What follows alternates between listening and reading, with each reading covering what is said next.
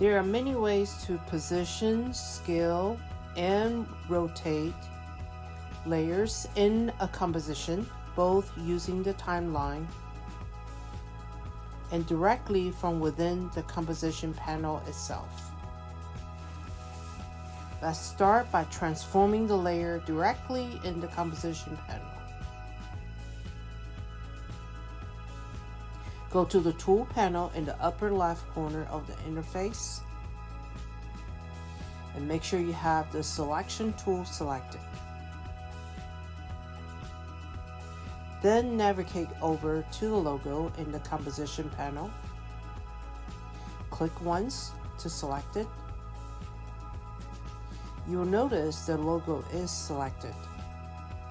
When you see the control handles around the outside edge of the layer,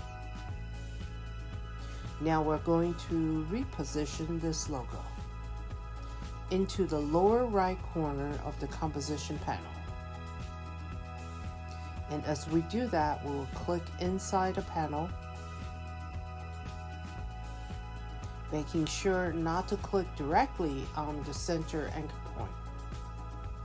So I'm going to click inside the handles, drag to the lower right corner of the composition panel. When you get somewhere close to the edge, it doesn't have to be exact. Just go ahead to let go of your mouse. Now, to scale the logo down, let's move our mouse to one of the corner handles and then click and drag directly on the handle. You just click and drag, notice you can accidentally distort the logo.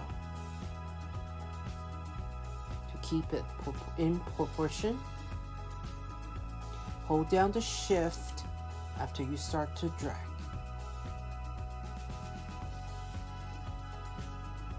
So I'm going to scale this down to about 60%. I know it's 60% because I see that in the info panel.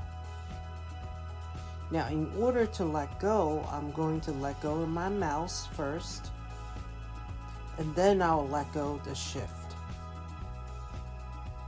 That way I don't accidentally distort the logo. You may have noticed when I adjusted the scale adjusted around the center anchor point. This is called the anchor point in the layer. And anchor point also determines what point the object rotates around. Now I'm going to go back up to my toolbar. I will click on the rotation tool. You can also press W on your keyboard to select that tool. Within the rotation tool active, notice how the cursor changes. Now if I hover over one of the corner handles and click and drag, I can rotate the logo. If I hold down shift as I drag, it will snap in 45-degree increments.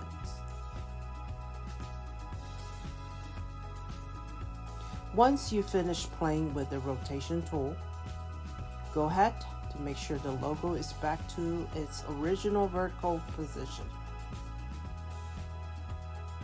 And press V on your keyboard to grab the selection tool from Tools panel.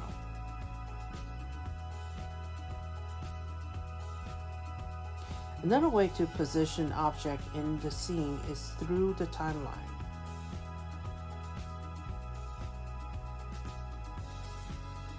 So let's go to layer 1 and open the triangle so we can see the transform options.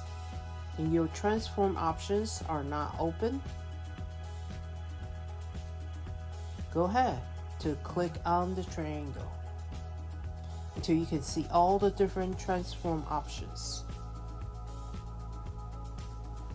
Notice with all the options open, you run out of vertical real estate in the timeline rather quickly. So there's an easier way to access each of these different parameters. I'm going to press P on my keyboard to open the position parameter. And with position open, I have two parameters here, X and Y. And notice when I hover over any of these parameters, I got a double arrow icon with the finger.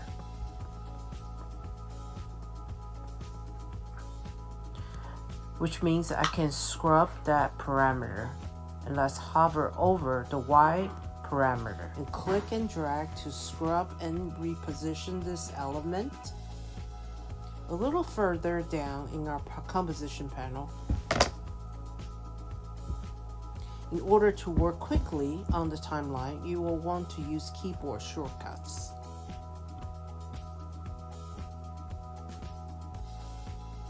You already know P for position, but there's also S for scale, R for rotation, T for opacity, A for anchor point. I'm going to scrub on the anchor point Y parameter. Let's click and drag and I will reposition the anchor point in between our logo word and our logo mark.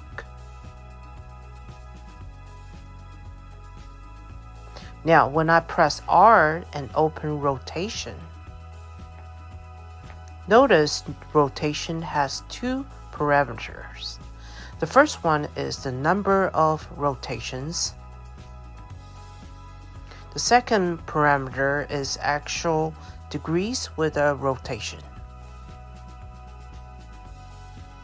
So I will hover over the second parameter, click and drag to scrub. And now notice it's going to rotate around my repositioned anchor point.